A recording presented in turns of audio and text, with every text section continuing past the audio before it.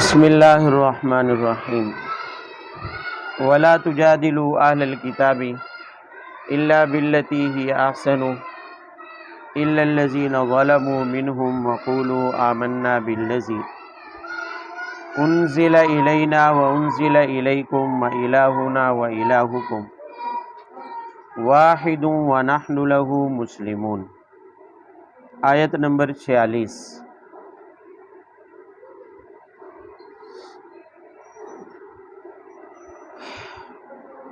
اس سے پہلی آیت میں زندگی کے بارے میں فرمایا گیا تھا کہ اس کائنات کو جو اللہ نے پیدا کیا ہے، زمین و آسمان کو، یہ بے مقصد نہیں ہے بلکہ با مقصد ہے۔ پھر مقصد بتاتے ہوئے اجمالی طور پر خلاصہ کیا تھا کہ دو باتیں بنیادی طور پر انسانی زندگی کا مقصد ہیں، ایک اللہ تعالیٰ کی عبادت اور دوسرا فحش، بے حیائی اور ناجائز کاموں سے رکنا۔ پھر ان دونوں کے بارے میں بھی فرمایا تھا کہ عبادت اور بے حیائی سے رکنا، عبادت کرنا اور بے حیائی سے رکنا، اس میں بھی اصل مقصود اللہ کی یاد ہے، اصل مقصود اللہ کی یاد ہے۔ اور قرآن پورے کا پورا اللہ کا ذکر ہے، قرآن پورے کا پورا کیا ہے؟ کیونکہ کلام اللہ ہے، کیا ہے؟ کلام اللہ ہے۔ اب پچھلے آیت میں حکم بھی دیا تھا اتل ما اوحی الیک من الکتاب، کہ اگر زندگی کا مقصد جاننا ہے تو پھر اس قرآن کو پڑھو اور سمجھو۔ تو چونکہ اس وقت جو لوگ مخاطب تھے قرآن پاک کے، ان میں سے دو گروہ ایسے تھے جو قرآن کے منکر تھے۔ مشرکین مکہ بھی قرآن کی حقانیت کو نہیں مانتے تھے، اور یہود اہل کتاب بھی قرآن کی سچائی اور حقانیت کو، وہ اللہ کی کتاب ماننے کے لیے تیار نہیں تھے۔ تو آنے والی آیات میں کتاب اللہ یعنی قرآن پاک کی حقانیت اور سچائی پر چند دلیلیں پیش کی گئی ہیں، لیکن اس سے پہلے بطور تمہید کے مسلمانوں کے لیے ایک ضابطہ، ایک نصیحت ہے۔ فرمایا کہ اہل کتاب کے ساتھ اگر قرآن، نبوت یا اس طرح کے معاملات پر، مذہب اسلام کی صداقت پر اگر بحث ہو جائے، اگر اہل کتاب کے ساتھ کیا ہو جائے؟ بحث ہو جائے، تو چونکہ اہل کتاب میں بہت سارے اہل علم بھی ہیں، اس وقت یہود بڑے بڑے تورات کے علماء تھے جنہوں نے تورات کو پڑھا ہوا تھا، آسمانی کتاب کے علم سے وہ واقف تھے، تو اس لیے حکم دیا گیا کہ یہود کو مشرکین مکہ کی طرح جاہل نہ سمجھے، بلکہ جب یہود کے ساتھ بحث مباحثہ ہو تو پھر طریقہ ایسا اختیار کرنا چاہیے یہ احسن، جو اچھا ہو۔ طریقہ کیا ہونا چاہیے؟ ویسے تو بحیثیت مسلمان بحث مباحثے کی بلا ضرورت تو اجازت ہی نہیں ہے۔ اگر بحث مباحثے کی ضرورت پڑ بھی جائے تو پھر بحث کرنے کا طریقہ بھی ایسا ہونا چاہیے جو سلجھا ہوا ہو، انداز بھی سلجھا ہوا ہو، اور دوسرے کو سمجھانے والا انداز ہو، تاکہ اگلا بات کو مان سکے۔ طعن و تشنیع کرنا، بے جا اعتراض کرنا یا ہٹ درمی دکھانا بحث مباحثے میں، یہ تو پھر جھگڑا ہے، لڑائی ہے، اس کو مناظرہ یا بحث مباحثہ نہیں کہا جاتا۔ لیکن خاص اہل کتاب کے ساتھ فرمایا کہ اگر مناظرہ کرنا ہو یا کسی بھی معاملے پر بحث ہو جائے، مثلا قرآن کو وہ اللہ کی کتاب نہیں مانتے، قرآن کی سچائی سمجھانے کے لیے اگر بحث ہو جائے تو طریقہ اچھا اور مناسب ہو، طریقہ اچھا اور یعنی ایسا طریقہ ہو جو مدلل ہو، دلیل کے ساتھ گفتگو کی جائے، اور دلائل بھی ایسے دیے جائیں جس سے ان کو قریب کیا جا سکے، ان کو مزید متنفر کرنا، ایسی باتیں کرنا جس سے ان کے دل میں نفرت پیدا ہو مذہب اسلام سے یا قرآن سے، ایسی طریقے سے بحث کرنے کی اجازت نہیں ہے۔ ہاں فرمایا الا الذین ظلموا منہم، اہل کتاب میں اب سارے تو سلجھے ہوئے نہیں ہیں، سارے تو علماء نہیں ہیں، کچھ ہٹ درم بھی ہیں، آپ دلیل دیں گے وہ آگے سے طعن کریں گے، آپ ان کے ساتھ نرمی سے پیش آئیں گے وہ جری ہو جائیں گے اور گالیاں دینا شروع ہو جائیں گے، گستاخی پر اتر آئیں گے۔ توہین پر اتر آئیں گے، فرمایا ایسے لوگوں کو کے ساتھ پھر دلائل کی ضرورت نہیں اور نہ ہی ان کے سامنے جھکنے کی ضرورت ہے، ایسے ہٹ درم ہوتے ہیں، ان کے ساتھ تو سرے سے بحث کی ضرورت ہی نہیں ہے۔ وَقُولُوا آمَنَّا بِالَّذِي أُنزِلَ إِلَيْنَا وَأُنزِلَ إِلَيْكُمْ وَإِلَٰهُنَا وَإِلَٰهُكُمْ وَاحِدٌ وَنَحْنُ لَهُ مُسْلِمُونَ۔ آیت کے اس جملے میں ایک اشکال کا جواب دیا ہے۔ اللہ تعالیٰ فرما رہے ہیں کہ اہل کتاب سے جب بات کرو تو اچھے طریقے سے بات کرو۔ اب ظاہر ہے اللہ تعالیٰ کے منشا کیا ہے، آخر کیسے بات کریں، کون سا طریقہ مناسب ہے، کون سا طریقہ، تو اللہ تعالیٰ نے اس کا نمونہ بتا دیا۔ فرمایا مثال کے طور پر اہل کتاب کو جب دعوت دینی ہو، توحید کی دعوت دینی ہو، تو ان کو یوں دعوت دو، انہیں کہو کہ دیکھو ہم اس کتاب کو بھی مانتے ہیں جو تمہاری طرف نازل ہوئی، اور ہم اپنی طرف نازل ہونے والی آسمانی کتاب کو بھی کیا ہے، ہم تمہارے نبی پر بھی ایمان رکھتے ہیں اور اپنے نبی پر بھی کیا ہے، ہم تو تمام انبیاء کی سچائی کو مانتے ہیں۔ ہمارا تو ایمان ہی تب تک کامل نہیں ہے جب تک تمام انبیاء کو ہم تسلیم نہ کریں، ہمارا ایمان ہی پورا نہیں ہوتا جب تک ہم تمام کتابوں کو تسلیم نہ کریں۔ اسی طرح انہیں یہ بتاؤ کہ ہمارا اور تمہارا معبود بھی ایک ہے، اہل کتاب بھی اللہ کو ہی رب مانتے ہیں اور ہم بھی اللہ کو ہی کیا ہے، معبود مانتے ہیں، تو تمہارا اور ہمارا معبود بھی ایک ہے، اور پھر ہمارے اور تمہارے درمیان قدر مشترک یہ ہے کہ ہم تمہارے نبی کو بھی مانتے ہیں اور سابقہ تمام انبیاء کو کیا ہے، مانتے ہیں۔ یہ وہ باتیں ہیں جو اہل کتاب کو قریب کریں گی، ان کو تمہارے سے متنفر نہیں کریں گی۔ بھئی جب وہ اگلا یہ سوچ دیکھے گا کہ یہ میری کتاب پر بھی ایمان رکھتا ہے، جس نبی کے ساتھ میری عقیدت ہے موسیٰ علیہ السلام کے ساتھ، یہ انہیں بھی نبی تسلیم کرتا ہے، تو اس طرح وہ تمہاری بات سننے کے لیے تیار ہو جائیں گے، قریب ہو جائیں گے تمہارے۔ لیکن اگر سرے سے جھٹ سے آپ تم یہی جا کے کہو جی تورات تو گئی منسوخ ہو گئی، تمہاری کتاب تو کیا ہو گئی، منسوخ تو ہو گئی ہے، لیکن اس کی سچائی پر ایمان رکھنا تو ہمارے لیے بھی کیا ہے، ضروری ہے۔ موسیٰ علیہ السلام کی شریعت منسوخ ہو گئی، لیکن اس کا یہ مطلب نہیں ہے کہ اس کی حقانیت ہی ختم ہو گئی، ہم اس کو باطل کہنا شروع کر دیں، ایسا تو نہیں ہے۔ اس لیے فرمایا کہ گفتگو کرتے ہوئے جب گفتگو کریں تو پھر اس انداز سے کریں کہ دوسرے تمہارے قریب آئیں، اور اس کا طریقہ یہی ہے کہ جو چیزیں تمہارے اور ان کے درمیان مشترک ہیں پہلے ان چیزوں کا ذکر کریں، پہلے ان چیزوں کا ذکر کریں۔ بھی تمہارا اور ہمارا رب ایک ہے، تمہارا معبود بھی وہی ہے جو ہمارا معبود ہے، جس کی ہم عبادت کرتے ہیں تم بھی اسی کی عبادت کرتے ہو، ہم بھی تمام آسمانی کتابوں کو مانتے ہیں، سب پر ایمان رکھتے ہیں، اور ہماری طرف جو نازل ہوئی ہم اسے مانتے ہیں، تو تم بھی مان لو، ہماری طرح تم بھی ساری آسمانی کتابوں کو مان لو۔ اس لیے کہ ساری آسمانی کتابوں کا سرچشمہ تو اللہ تعالیٰ کی ذات ہے، سارے احکام اللہ تعالیٰ کی طرف سے آئے ہیں، تو پھر اللہ تعالیٰ کے کچھ احکام کو ماننا اور کچھ کا انکار کر دینا یہ تو کوئی عقل مندی نہیں ہے۔ یہ وہ طریقہ ہے جس کو احسن کہا گیا ہے۔ تو فرمایا اہل کتاب سے جب بات کرو، بحث کرو، تو اس انداز سے بات کرو، ایسی چیزیں درمیان میں لاؤ جس سے نفرت کی بجائے قربت بڑھ جائے، جس سے غصہ ناراضگی کی بجائے جھگڑے کی بجائے آپس میں اتحاد اور اتفاق بھی کیا رہے، قائم رہے، تاکہ بعد میں آپ انہیں واعظ و نصیحت بھی کر سکیں، وہ تمہارے قریب بیٹھ سکیں۔ ایسا نہ ہو کہ متنفر ہو کر پہلی گفتگو کے بعد وہ دور ہو جائیں اور تمہاری بات سننے کے لیے بھی تیار نہ ہو۔ آگے فرمایا کہ وَكَذَلِكَ أَنزَلْنَا إِلَيْكَ الْكِتَابَ فَالَّذِينَ آتَيْنَاهُمُ الْكِتَابَ يُؤْمِنُونَ بِهِ وَمِنْ هَؤُلَاءِ مَن يُؤْمِنُ بِهِ وَمَا يَجْحَدُ بِآيَاتِنَا إِلَّا الْكَافِرُونَ۔ یہ قرآن کی حقانیت پر پہلی دلیل ہے۔ توجہ سے، مسلمانوں کا دعویٰ ہے کہ قرآن سچی کتاب ہے اور اللہ کی کتاب ہے، اور اللہ تعالیٰ نے اس پر خود ہی دلیل قائم کی ہے، حجت قائم کی ہے۔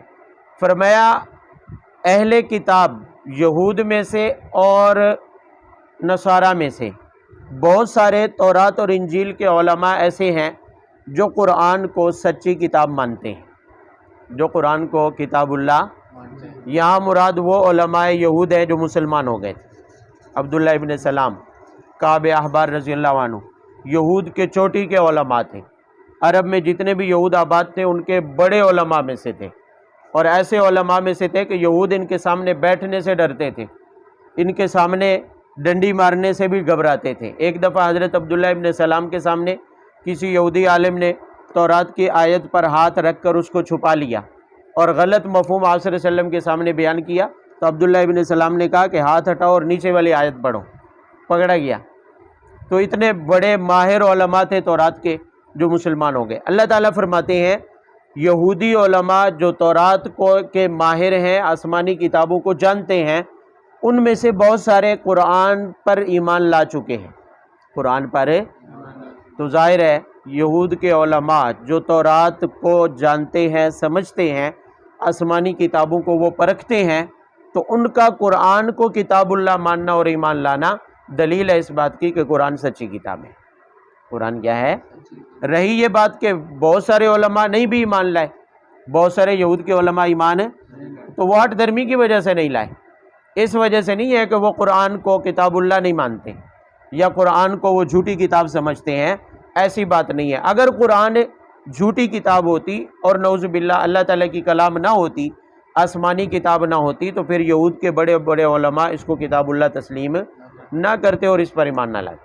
اسی طرح فرمایا مشرکین عرب جیسے جہلا، مشرکین عرب جیسے جن کے پاس کوئی آسمانی کتاب نہیں تھی، وہ بھی قرآن پاک کے مضامین، فصاحت اور بلاغت سے متاثر ہو کر یہ ماننے پر وہ بھی مجبور ہو گئے کہ واقعی یہ انسان کا کلام نہیں ہے، واقعی یہ انسان کا کلام، اور بہت سارے مشرکین عرب میں سے مسلمان ہو گئے۔ بھئی مہاجرین کون تھے؟ وہی مشرکین عرب میں سے تھے۔ بھئی عمر کون تھے؟ مشرکین عرب میں سے تھے۔ ابو بکر کون تھے؟ عثمان غنی کون تھے؟ یہ جتنے بھی مہاجرین تھے وہ سارے کے سارے انصار، اوس اور خزرج بڑے بڑے قبائل تھے، یہ سارے مشرکین عرب کے قبائل میں سے مسلمان ہوئے تھے۔ تو بہت سارے ان مشرکین عرب میں سے بھی مسلمان ہو گئے جن کے پاس کوئی آسمانی کتاب نازل نہیں ہوئی، لیکن قرآن کو جو ہی انہوں نے سنا تو وہ بھی سمجھ گئے کہ یہ انسان کی کلام نہیں ہے، یہ اللہ تعالیٰ کی کلام ہے۔ تو یہود کے علماء کا اس کو اللہ کی کتاب تسلیم کر کے ایمان لے آنا، اور بہت سارے مشرکین عرب کا اس کو اللہ کی کلام سمجھ کر ایمان لے آنا، یہ قرآن کی صداقت اور سچائی کی کیا ہے؟ دلیل ہے کہ واقعی یہ اللہ کی کتاب ہے۔ اگر اللہ کی کتاب نہ ہوتی تو پھر یہود کے بڑے بڑے علماء اس پر ایمان نہ لاتے۔ اسی طرح مشرکین عرب بھی اس کو کتاب اللہ تسلیم نہ کرتے، جبکہ وہ ایسے فصیح اور بلیغ تھے کہ اپنے علاوہ سب کو وہ اجمی اور گونگا کہتے تھے، لیکن جب قرآن پاک آیا تو اس کی فصاحت اور بلاغت کے آگے انہیں بھی جھکنا پڑا، اور قرآن پاک کی فصاحت اور بلاغت کی وجہ سے وہ یہ ماننے پر مجبور ہوئے کہ قرآن پاک واقعی اللہ کی کیا ہے؟ کتاب۔ تو پہلی دلیل قرآن کی صداقت پر کیا ہے؟ یہود کے علماء کا اس پر ایمان لانا اور بہت سارے مشرکین عرب کا اس پر ایمان لانا دلیل ہے اس بات کی کہ یہ واقعی اللہ کی کیا ہے؟ کتاب ہے۔ اور دوسری دلیل ہے وَمَا كُنْتَ تَتْلُو مِنْ قَبْلِهِ مِنْ كِتَابٍ وَلَا تَخُطُّهُ بِيَمِينِكَ إِذًا لَّارْتَابَ الْمُبْطِلُونَ۔ دوسری دلیل پہلے بھی گزر چکی ہے، یہاں تھوڑا انداز بدلا گیا ہے۔ فرمایا کہ آپ انہیں یہ بتائیں، ان سے یہ پوچھیں کہ 40 سال آپ کی زندگی مکہ میں اہل مکہ کے درمیان میں گزری ہے، اس دوران میں نہ تو آپ صلی اللہ علیہ وسلم نے علم کے لیے کہیں سفر کیا، نہ کسی استاذ کے سامنے بیٹھ کے کوئی کتاب پڑھی ہے، اور نہ آپ نے پڑھنا لکھنا سیکھا ہے کسی استاد سے، نہ تو کوئی کتاب پڑھی ہے کسی استاد سے اور نہ ہی پڑھنا لکھنا سیکھا ہے۔ اب ظاہر ہے عرب میں اس وقت یا تو تورات کے علماء تھے یا انجیل کے علماء تھے، وہ مکہ میں نہیں تھے، مدینہ میں تھے یا باہر تھے، جبکہ آپ صلی اللہ علیہ وسلم نے نہ مدینہ کا سفر کیا تھا 40 سال میں، نہ باہر کے کسی راہب یہودی عالم یا انجیل کے عالم کے پاس گئے تھے، کسی کے پاس تورات اور انجیل بھی جا کے نہیں پڑھی ہے، کسی کے پاس لکھنا پڑھنا تک نہیں سیکھا ہے۔ تو پھر فرمایا کہ ایسی شخصیت، ایسا فرد، ایسا بندہ جو لکھنا پڑھنا بھی نہ جانتا ہو، کوئی کتاب اس نے اس سے پہلے نہ پڑھی ہو، اچانک سے اس جیسی فصیح اور بلیغ کتاب لے کر آ جائے، ایسا کیسے ہو سکتا ہے کہ وہ خود لکھ کر لیا ہے؟ خود لکھ کر بھئی زندگی میں جس نے ایک لفظ نہیں پڑھا کسی استاد سے، زندگی میں جس نے ایک لفظ لکھنا تک نہیں سیکھا ہے، لکھائی پڑھائی بالکل کسی سے نہیں سیکھی ہے، تو پھر ایسا بندہ اچانک سے اتنی ضخیم، اتنی بڑی بھاری بھرکم کتاب، اور وہ بھی عجیب و غریب مضامین رکھنے والی اور فصیح اور بلیغ کتاب بنا کر لے آئے، ایسا ناممکن ہے کہ وہ اپنے ہاتھوں سے خود ہی لکھ کر ایسی کتاب لے آئے۔ یقیناً یہ دلیل ہے اس بات کی کہ آپ صلی اللہ علیہ وسلم جو کتاب لے کر آئے ہیں یہ ان کی اپنی لکھی ہوئی نہیں ہے، کسی سے پڑھ کر مضامین کاپی نہیں بنا لی ہے کہ نقل کر کے تمہارے سامنے رکھ دی کہ یہ اللہ کی کتاب ہے، یہ واقعی حقیقت میں اللہ کی کتاب ہے، حقیقت میں اللہ کی۔ جو پڑھے لکھے ہیں، جو فصاحت اور بلاغت میں اونچا معیار رکھتے ہیں، عرب کے بڑے بڑے فصیح بلیغ لوگ، وہ بھی اس جیسی ایک صورت نہیں بنا کے لا سکتے، اس جیسی ایک آیت بنا کر، تو پھر یہ کیسے تسلیم کر لیا جائے کہ جو پڑھا لکھا بھی نہیں ہے، جس نے کوئی کتاب کسی استاد سے نہیں پڑھی ہے، لکھنا نہیں سیکھا ہے، وہ اچانک سے اتنی بڑی کتاب فصاحت اور بلاغت سے بھرپور کیسے اچانک سب کے سامنے لکھ کر لے کے آ سکتا ہے؟ تو یقیناً ماننا پڑے گا کہ یہ واقعی اللہ کی کتاب ہے، محمد صلی اللہ علیہ وسلم کی اپنی لکھی ہوئی نہیں ہے۔ یہی بات کی ہے وَمَا كُنْتَ تَتْلُو مِن قَبْلِهِ مِن کتاب، اس سے پہلے آپ نے کبھی کوئی کتاب نہیں پڑھی ہے، اور وَلَا تَخُطُّوا بِيَمِينِكَ، اپنے ہاتھ سے کبھی کوئی ایک لفظ بھی نہیں لکھا ہے، تو پھر کیا ہے؟ اِذًا لَارْتَابَ الْمُبْطِلُونَ، اگر آپ لکھنا پڑھنا جانتے ہوتے، اگر آپ نے کسی استاد سے پہلے کوئی کتاب پڑھی ہوتی تو پھر لوگ انگلیاں اٹھا سکتے تھے کہ بھی دیکھو اس نے تورات چونکہ پڑھی تھی، اسی کے مضامین چوری کر کے قرآن بنا لیا ہے، چونکہ انجیل پڑھی تھی استاد سے اسی لیے اس کے مضامین لکھ کر قرآن پاک بنا ڈالا ہے۔ بات سمجھ آ رہی ہے؟ یا خود یہ لکھنا پڑھنا چونکہ جانتا ہے، کسی استاد سے لکھنا پڑھنا سیکھ لیا ہے تو ایسی کتاب لکھ لی ہے، تب تو یہ باطل پرست انکار کر سکتے تھے، شک کر سکتے تھے، لیکن اب تو شک کرنے کی کوئی گنجائش موجود نہیں ہے۔ اور آپ صلی اللہ علیہ وسلم کا امی ہونا، اس میں حکمت بھی یہی ہے تاکہ قرآن کے بارے میں کوئی یہ شک کا اظہار نہ کر سکے کہ محمد نے خود اپنی طرف سے کر لیا ہے۔ جب آپ امی ہیں، کسی استاد سے نہیں پڑھا ہے، کسی استاد سے لکھنا نہیں سیکھا ہے، پھر بھی ایسی کتاب لا رہے ہیں تو دلیل ہے اس بات کی کہ واقعی یہ اللہ کی کتاب ہے، یہ خود اپنی طرف سے لکھ کر نہیں لائے۔ بل هو آیات بینات فی صدور الذین اوتوا العلم وما یجحد بآیاتنا الا الظالمون۔ تیسری اور آخری دلیل دی ہے، یہ بھی عجیب و غریب دلیل ہے جو قرآن کے واقعی معجزہ ہونے پر بھی دلیل ہے۔ دلیل کا حاصل یہ ہے کہ اللہ تعالیٰ فرماتے ہیں قرآن ایسی واضح آیات پر مشتمل ہے جو کئی لوگوں کے سینوں میں آسانی سے محفوظ ہو جاتا ہے۔ آسانی سے کیا ہو جاتا ہے؟ نہیں سمجھے بات کو؟ فرمایا قرآن ایسی کتاب ہے، اس کے مضامین اگر کسی کو نہ بھی سمجھ آتے ہوں، اس کے معنی اور مفہوم کسی کو سمجھے، پھر بھی یہ قرآن پاک سینے میں ایسا محفوظ ہو جاتا ہے کہ پھر بھولتا نہیں ہے۔ بہت سارے لوگ آسانی سے اس کو یاد کر لیتے ہیں، جبکہ یہ صفت دنیا کی کسی اور کتاب میں نہیں ہے، دنیا کی کسی اور کتاب میں۔ بھئی دنیا کی کوئی بھی کتاب زبانی سینکڑوں لاکھوں لوگوں کو قرآن کی طرح آسانی سے یاد ہو جائے، حتیٰ کہ 8 9 10 سال کے بچے کو بھی کیا ہو جائے؟ زبانی یاد ہو جائے، جس کو معنی اور مفہوم کا بھی پتہ نہیں ہوتا ہے، ایسی دنیا کی کوئی کتاب قرآن کے علاوہ نہیں ہے۔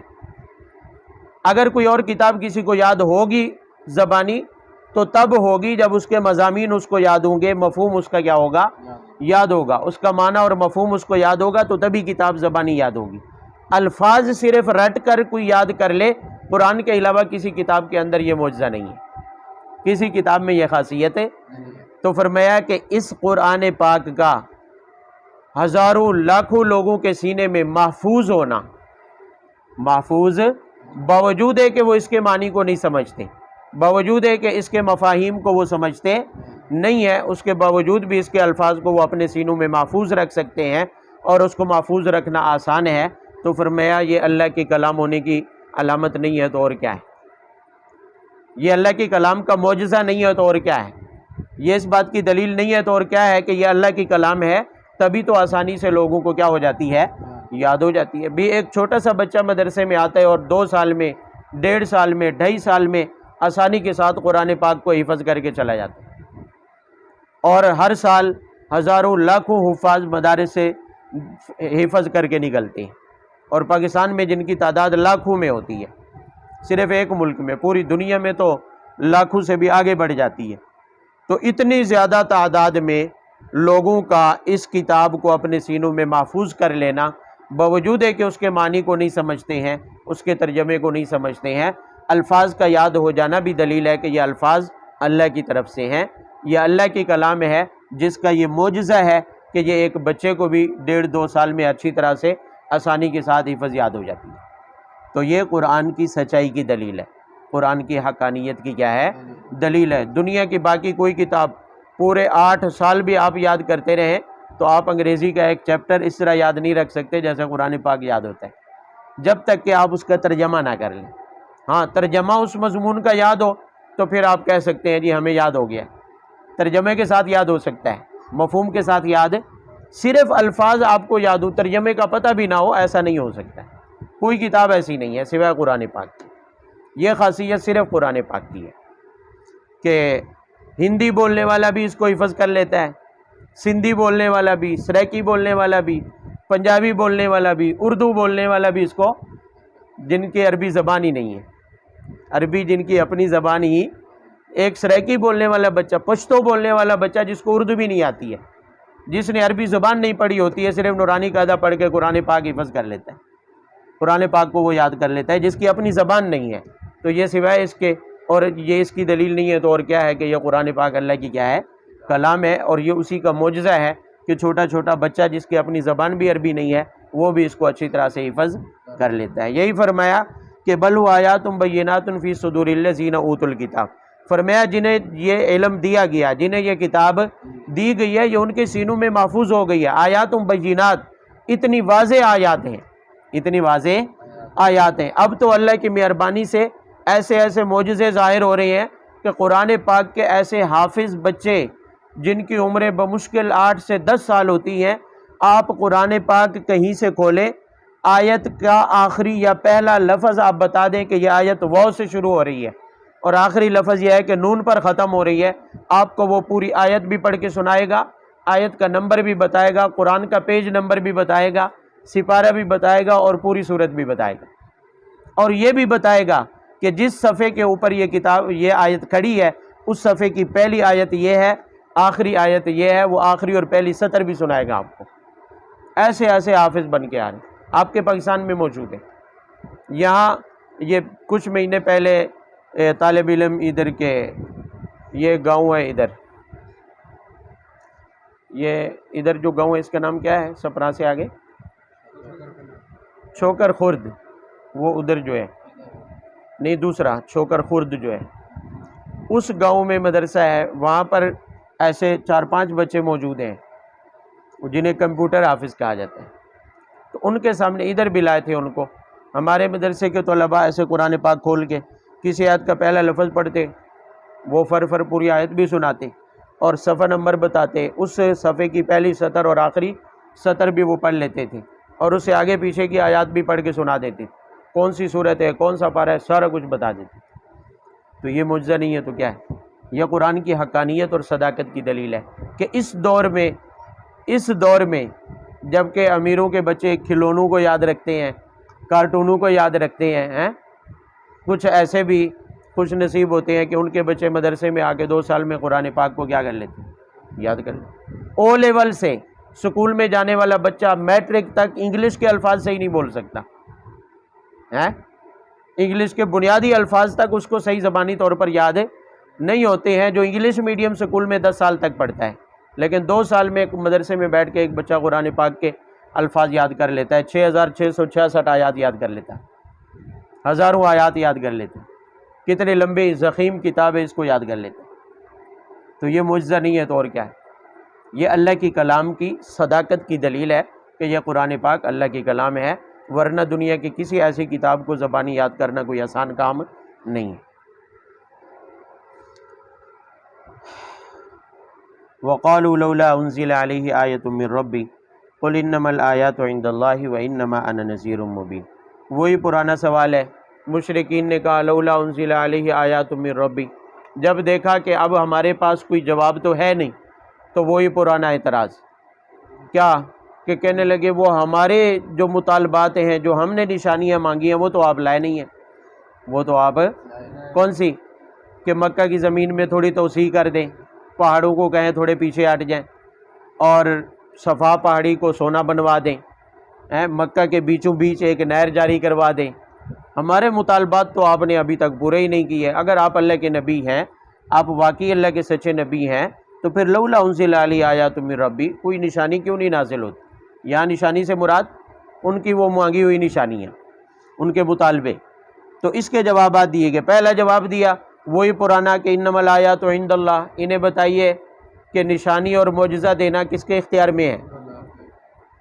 نبی سے کہلوایا جا رہا ہے۔ قل، آپ کہہ دیجئے کہ معجزہ نشانی دکھلانا کس کے اختیار میں ہے؟ معجزہ نبی کے اختیار میں نہیں ہے، معجزہ نبی کے اختیار میں، اس لیے کسی معجزے کو لے کر استدلال کرنا بھی درست نہیں ہے کہ نبی مختار کل ہے۔ نبی مختار بھئی انما الآیات عند اللہ، جب مشرکین نے کہا کہ آپ ہمارے مطالبے والے معجزات کیوں نہیں دکھاتے، تو آپ کو کہا گیا کہ آپ مشرکین کو بتا دو کہ معجزہ میرے اختیار میں نہیں ہے، عند اللہ، وہ تو اللہ کے اختیار میں ہے۔ جو اب تک میں تمہیں دکھا چکا ہوں وہ بھی میں نے اپنے اختیار سے نہیں دکھائے۔ چاند 2 ٹکڑے ہوا تو اس میں میرا کوئی اختیار ہے؟ اشارہ میرا تھا، لیکن اختیار کس کا تھا؟ اگر میرے ہاتھ میں پتھروں نے کلمہ پڑھا ہے تو حکم کس کا تھا؟ اختیار اللہ کا تھا، لیکن ہاتھ میرے میں کلمہ پڑھا ہے۔ بات سمجھ آ رہی ہے؟ اگر درختوں نے چل کے زمین کو پھاڑ کے میری سلامی کی ہے، میرے حکم پر جمع ہو گئے ہیں، تو اختیار کس کا تھا؟ میرا اختیار نہیں تھا۔ انما الآیات عند اللہ، آیات اور معجزات کس کے اختیار میں ہیں؟ اللہ کے اختیار میں۔ لہٰذا اب جو معجزات تم مانگ رہے ہو یہ بھی اللہ کے اختیار میں ہے، چاہے تو دکھا دے چاہے تو نہ دکھائے، میں اپنی مرضی سے کسی کو معجزہ نہیں دکھا سکتا ہوں۔ ہاں، انما انا نذیر مبین، میری ذمہ داری یہ ہے کہ میں تمہیں جہنم سے ڈراؤں، اللہ کے عذاب سے ڈراؤں، سو میں تمہیں ڈرا رہا ہوں اور اپنی ذمہ داری کیا کر رہا ہوں؟ پوری کر رہا ہوں۔ رہی بات تمہارے مانگے ہوئے معجزات اور مطالبات کی، تو وہ اللہ تعالیٰ کے اختیار میں ہے، میرے اختیار میں نہیں ہے۔ اولم یکفیہم انا انزلنا علیک الکتاب یتلی علیہم ان فی ذلک لرحمہ وذکری لقوم یؤمنون۔ دوسرا جواب دیا ہے، فرمایا کہ آپ انہیں بتا دو کہ کیا یہ قرآن یہ بطور معجزہ کے تمہیں کافی نہیں ہے؟ بطور معجزہ کے تمہیں کافی؟ بھئی اس سے بڑا معجزہ تمہیں اور کیا چاہیے؟ قرآن سے بڑا معجزہ تمہیں اور کیا چاہیے؟ قرآن نے تو تمہیں عاجز کر کے رکھ دیا ہے۔ قرآن نے تو تمہیں اس جیسی ایک صورت تم بنا کر نہیں لا سکتے ہو، اس جیسی فصیح اور بلیغ ایک آیت تم نہیں لا سکتے ہو، اس جیسی 10 صورتوں کا مطالبہ ہوا وہ تم نہیں لا سکتے ہو۔ تو جب قرآن کے مقابلے میں ایک آیت تم بنا کر نہیں لا سکتے ہو تو پھر اس سے بڑا معجزہ اور کیا ہو سکتا ہے؟ اتنا بڑا معجزہ تمہارے سامنے پڑھا جا رہا ہے، تمہارے سامنے اس کی تلاوت کی جا رہی ہے، تمہارے سامنے موجود ہے، اس کے بعد مزید دلیل نبوت کی تمہیں کیا ضرورت ہے؟ نبوت کی سب سے بڑی دلیل تو یہ قرآن پاک ہے، سب سے بڑا معجزہ تو یہ قرآن ہے۔ اگر تم نے ایمان لانا ہوتا، تم ہٹ درم نہ ہوتے تو یہ معجزہ کافی تھا، لیکن چونکہ تم ہٹ درمی دکھا رہے ہو اس لیے اب مزید تمہارا کوئی مطالبہ پورا کیوں؟ اس لیے کہ مطالبے تب پورے ہوتے ہیں جن کی تباہی کا فیصلہ ہوتا ہے۔ اللہ نے تمہاری نسلوں کو ختم کرنے کا ابھی فیصلہ، کیونکہ ایک تو تمہاری نسلوں میں کہیں نہ کہیں کوئی ایمان والا پیدا ہوگا، اور دوسرا یہ ہے کہ ابھی تک اتمام حجت نہیں ہوا، ابھی تک دعوت پوری نہیں ہوئی، اور تباہی تب آتی ہے اتمام حجت جب ہو جاتا ہے۔ اس لیے ابھی تمہارے مطالبات پورے نہیں کیے جائیں گے، کیونکہ جن کے مطالبات پورے ہو جاتے ہیں تو پھر نہ ماننے کے بعد، انکار کے بعد پھر عذاب نازل کر دیا جاتا ہے، پھر انہیں فنا کر دیا جاتا ہے، ان کی نسلیں مٹا دی جاتی ہیں، جبکہ اللہ کو یہ مقصود نہیں ہے۔ تمہاری نسلیں ختم کرنا اللہ کا مقصد نہیں ہے، کیونکہ تمہاری ہی نسلوں میں ایسے آئیں گے جو پوری دنیا پر اس نظام کو کیا کریں گے؟ غالب کریں گے۔ قل کفی باللہ بینی وبینکم شہیدا یعلم ما فی السماوات والارض والذین آمنوا بالباطل وکفروا باللہ اولئک هم الخاسرون۔ یہ اور جواب دیا گیا ہے، فرمایا کہ اگر تمہیں نبوت پر دلیل اور گواہ چاہیے، نبوت پر دلیل اور، تو فرمایا انہیں بتا دو کہ میرے پاس ایسا گواہ ہے جو آسمان و زمین کے ظاہر اور باطن سب کو جانتا ہے۔ بھئی گواہ ایسا ہونا چاہیے نا جو باخبر ہو، جو کیا ہو؟ تو میرے گواہ ایسی ذات ہے کہ اس سے زیادہ باخبر اس کائنات میں اور کوئی کون؟ قل کفی باللہ شہیدہ، کہ میری نبوت پر، میری سچائی پر اللہ تعالیٰ گواہ ہے میرے اور تمہارے درمیان، تو اللہ کی گواہی کے بعد تمہیں کسی اور دلیل کی کیا ضرورت ہے؟ تمہیں کسی اور دلیل کی؟ اور اللہ کی گواہی کہاں ہے؟ پورا قرآن، یہ اللہ کی کلام ہے، اللہ نے یہ کلام اپنی حوالے کر کے گواہی دے دی ہے کہ یہ میرے نبی ہیں، تبھی تو میں نے اپنی آخری کتاب قرآن جیسی مقدس کتاب ان کے حوالے کر دی ہے۔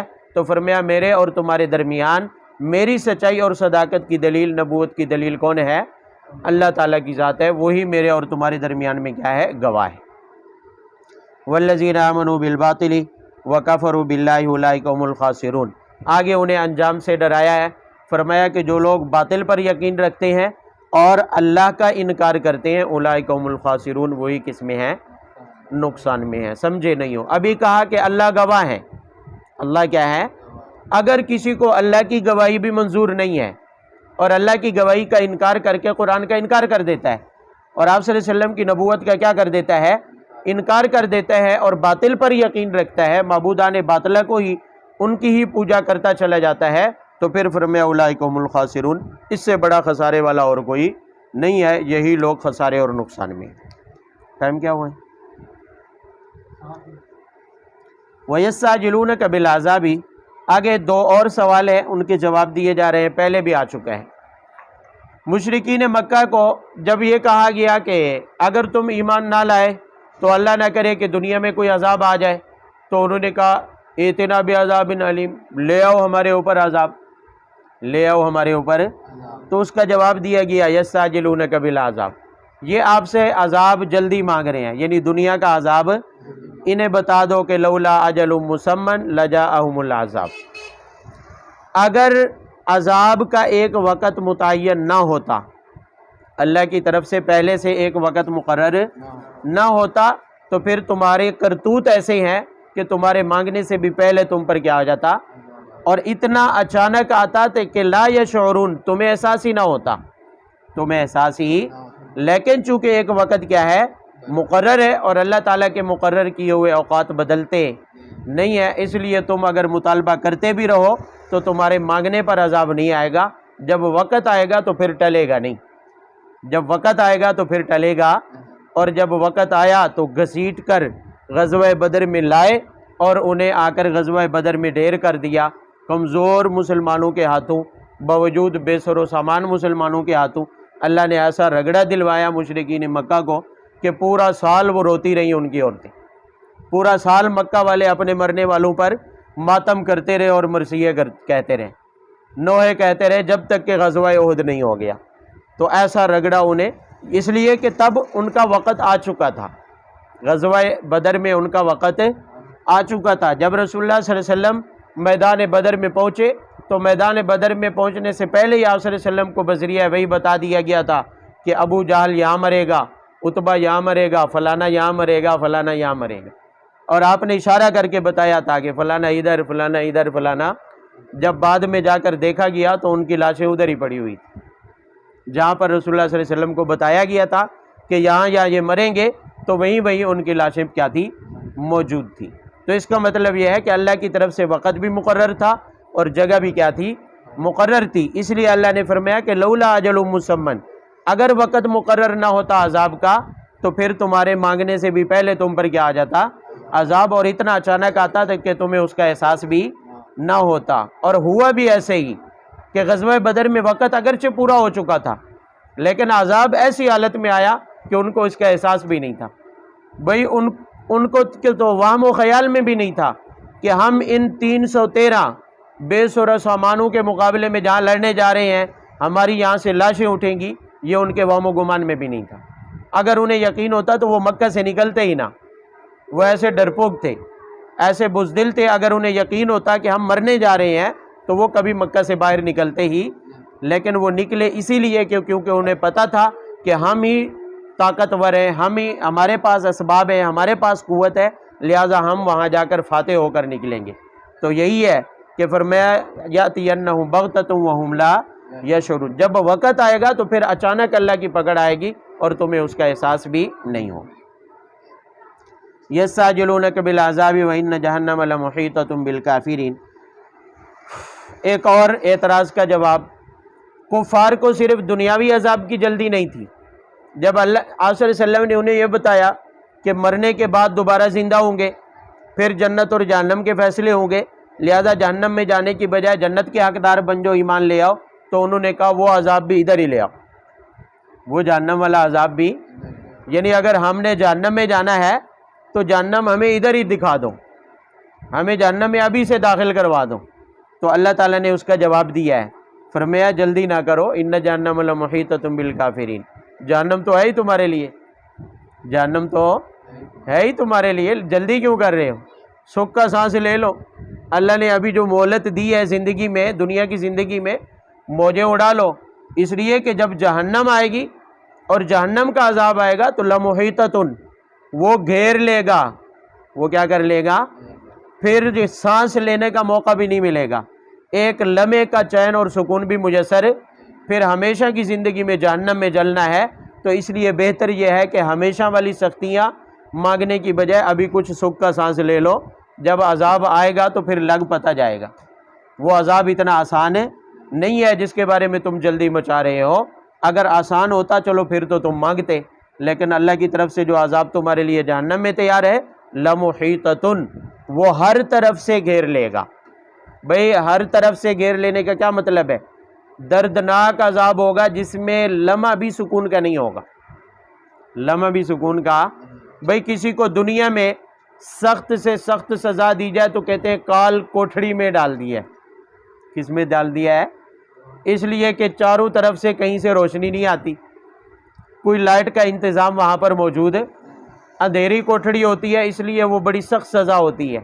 تو فرمایا جہنم کی سزا بھی ایسی ہوگی کہ چاروں طرف سے، اوپر نیچے دائیں بائیں آگے پیچھے، ہر طرف سے عذاب اور تکلیفیں ہوں گی، کہیں بھی سوراخ آسانی والا نہیں چھوڑا جائے گا، وہ عذاب ایسا ہوگا کہ ہر طرف سے تکلیفیں بندے کو کیا کر لیں گی، گھیر لیں گی۔ تو فرمایا اتنی مشکلات کو کیوں مانگ رہے ہو دنیا میں، اس کا ایک اپنا وقت مقرر ہے، جب جاؤ گے تو پتہ چل جائے گا۔ یوم یغشاہم العذاب من فوقہم، وہی بتایا ہے کہ وہ ایسا دن ہوگا کہ اس دن عذاب ڈھانپ لے گا، من فوقہم اوپر سے، ومن تحت ارجلہم اور پاؤں کے نیچے سے، اور کفار کو کہا جائے گا ذوقوا ما کنتم تعملون، یہ وہ تمہارا عمل ہے، چکھو اب اپنے عمل کا ذائقہ، یہ وہ تمہارے کرتوت ہے، اب اپنے کرتوتوں کا ذائقہ چکھو۔ یہ جو تم قرآن کا انکار کرتے تھے، اللہ کے نبی کی توہین کیا کرتے تھے، مسلمانوں پر ظلم و ستم کرتے تھے، دنیا میں تم اللہ کے عذاب کو دعوت دیتے تھے، آج اپنے اس عمل کا ذائقہ چکھ کے دیکھو، ذوقوا ما کنتم تعملون، جو تم عمل کرتے تھے آج اپنے اپنے اعمال کو چکھو، آج اپنے اپنے اعمال کو نہیں سمجھے ہیں۔ یہ عربی ہے بھائی، عربی ہے، بڑا بلیغ جملہ ہے بھئی، اللہ تعالیٰ یوں بھی تو کہہ سکتے تھے نا ذوقوا العذاب، عذاب کو چکھو، عذاب کو یہ نہیں کہا گیا، بلکہ یہ کہا گیا کہ اپنے اعمال کا ذائقہ چکھو، اپنے اعمال کا، یعنی اشارہ کر دیا ہے کہ وہاں بھی ظلم نہیں ہوگا، اللہ کی طرف سے ہوں گے تمہارے کرتوت، لیکن وہاں عذاب کا روپ دھارے کھڑے ہوں گے، کرتوت تمہارے ہوں گے، وہاں سانپ بچھو بنے پڑے ہوں گے، کرتوت تمہارے ہوں گے، وہاں آگ بن جائے گی جو تمہیں جلا رہی ہوگی، کرتوت تمہارے ہوں گے، وہاں زقوم جیسا کڑوا درخت تمہارے لیے کھانا بن کے آ جائے گا، وہ تمہارے ہی اعمال ہوں گے، اللہ کی طرف سے کوئی تمہارے اوپر زیادتی نہیں ہوگی۔ یا عبادی الذین آمنوا ان ارضی واسعۃ فایایا فاعبدون کل نفس ذائقۃ الموت ثم الینا ترجعون۔